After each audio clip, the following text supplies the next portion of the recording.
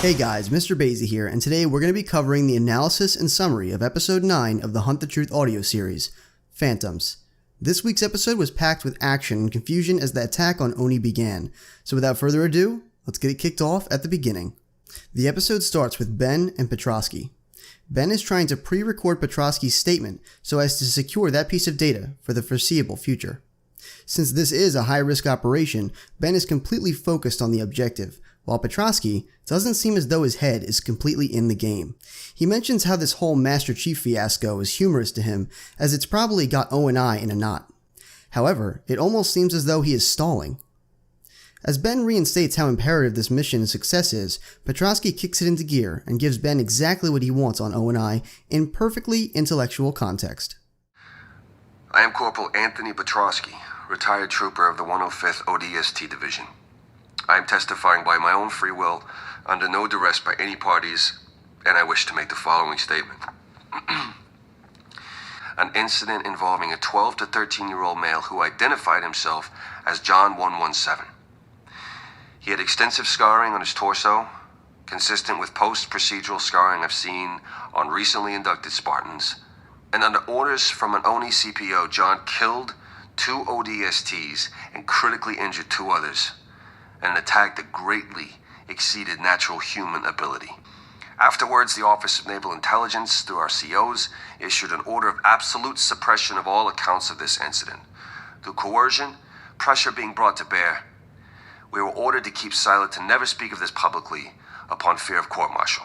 Ben tells Petrosky that his statement was quote-unquote amazing, which it was. However, it's worth mentioning that for me personally, it always seems a bit suspicious when someone recites a story in a manner such as Petrosky did. Personally, it just feels as though they rehearsed it, but in this context that would make perfect sense, considering they are trying to raise suspicion in some of the most powerful people in government.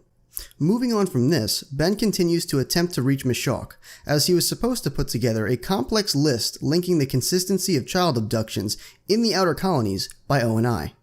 Instead, he gets another message from Katrina, an individual we haven't heard from since very early on in this series, and she sounds frightened about what Ben's last episode has done to the outer colonies. But the way Katrina made it sound, the reaction was stronger than I could have ever imagined. People are going nuts, switching over to only using local chatternet services like it's 50 years ago or something. It's this new Colonial Alliance group. They're everywhere, holding all these demonstrations in the streets. Thousands of people are turning out.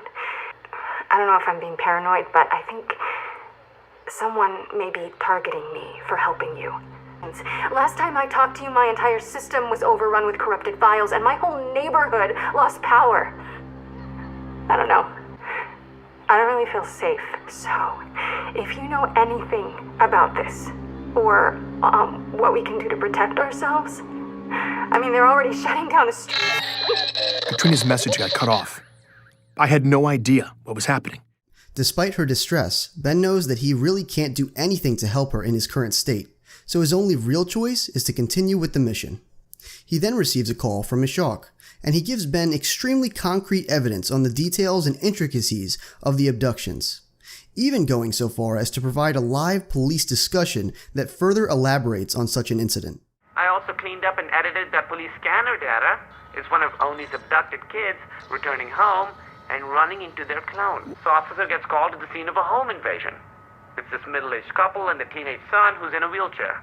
The officer comforts the victims, assesses the situation, calls it in. There wasn't a confrontation or anything, no valuables appeared to be missing, victims didn't even get a good look at the guy.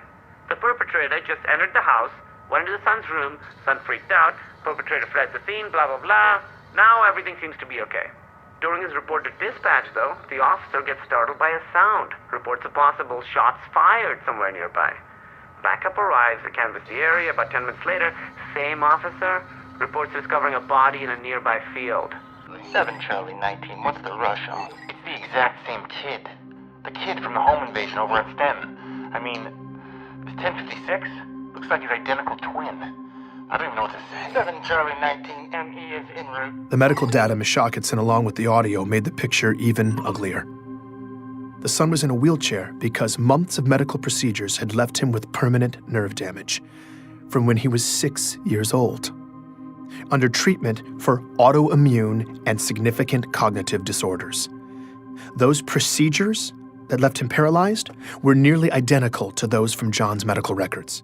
Although this information is no doubt compelling, he actually decides to not use it when he presents it to the senators, because it was such a complex scenario that it was hard for even him to wrap his head around, and he had actually known about these abductions.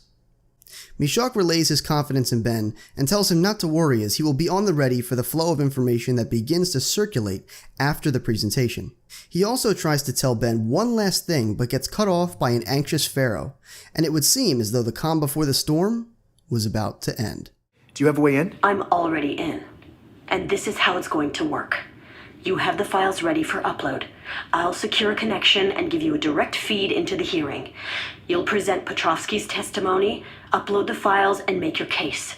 Quickly, because they're going to do everything in their power to shut it down. They might even be able to trace your location. If they run too much interference, I'll have to scale us back to a one-way feed, so we may end up flying blind, but they'll still see and hear everything you say for as long as I can keep that connection open. Are you ready to play for real? Yes. Good. I'm patching you in now. Go for the throat, Ben.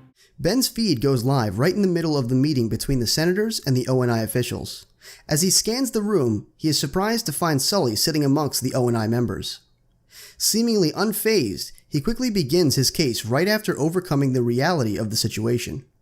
He starts off strong in a slow and steady pace, but things quickly heat up right after he plays Petrovsky's statement. What I'm about to play for you is testimony from ODST Anthony Petrovsky regarding the Spartan program. I am Corporal. As Petrovsky's testimony played, I was starting to doubt whether or not it was still actually live when I got a message from Sully. It said, "You're out of control, Ben. Last chance to stop." I typed back, "I can't be a party to the crimes you and the rest of ONI have committed. Not anymore. I'm done." There was a brief pause, and he responded, "Yes, you are." My gut sank, but I wasn't going to back down. You're going to have to finish up quickly, Ben. They're hitting the hack hard. I can't keep it open too much longer. As Petrovsky finished up, I quickly edited my final piece. Senators, for their Spartan program, ONI kidnapped young kids and illegally engineered doomed-to-die clones to replace them. They kept the children as military property, subjecting them to horribly unethical training regimens, and eventually performed dangerous biological augmentations on them while they were still growing. This was how they made the Spartans. Half of these children most likely did not survive. I've provided you with files that corroborate my claims as to these egregious human rights violations. I ask you to review them with an open mind. ONI has gone to great lengths to cover up this story, including elaborate fabrications. Wrap it up, Ben. I've also provided you with clear evidence of this disturbing cover-up, as well as audio evidence of the threats I have received in the past several weeks for pursuing this information. About to lose this I come feed. forward at great risk to my personal safety, and my only hope is that you will look at the facts and take the directors of ONI and all those responsible to task for these atrocities. Thank you for your time. The feed cut out at the last moment. I was in shock. What had just happened? Perfect. Now let's watch it burn. The revolution has started, Ben. And you with a spark.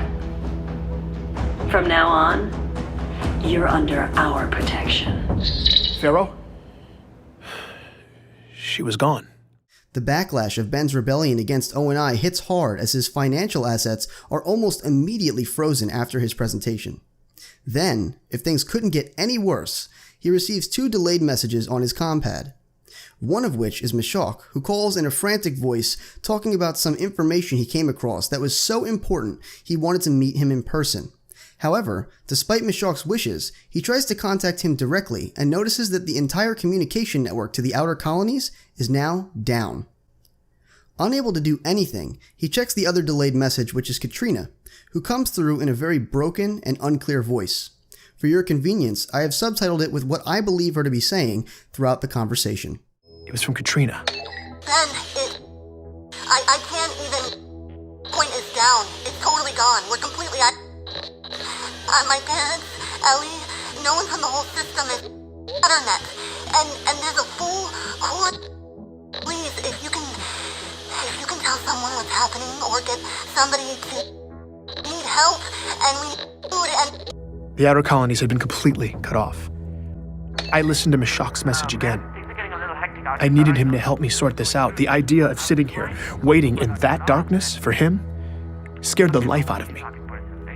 I had to be patient. I just had to get through the next 48 hours. But he would never show up. That message was the last time I heard from Mishak Maradi. Alright guys, I really hope you enjoyed this week's summary and analysis of Episode 9, Phantoms. I want to apologize for bringing this to you later than usual, but before I go, I want to cover some information about Mishak. Based on the information we have, it would seem as though Mishak has either been captured by ONI or eliminated. Many people believe Mishak to be dead, but here are a few reasons for him to be alive. The first reason is that he is valuable to ONI. He has information as to Ben's whereabouts as well as inner workings of the plan against ONI. Secondly, we don't know what pretense this entire story is based upon. Does it take place far into the past, and are we looking back on it in a historical sense? Or are we simply listening as 343 has presented it to us as a weekly continuance of the storyline? Personally, I believe Mishak to be alive despite Ben's statement, considering we don't know when he supposedly never heard from him again. However, the likelihood that he is dead is also a strong possibility. With that being said, rate the video what you think it deserved, and if you'd like to become a Sage in Training, make sure you subscribe today. This has been MrBayeasy, your favorite Sage, and as always, I'll see you in the next video.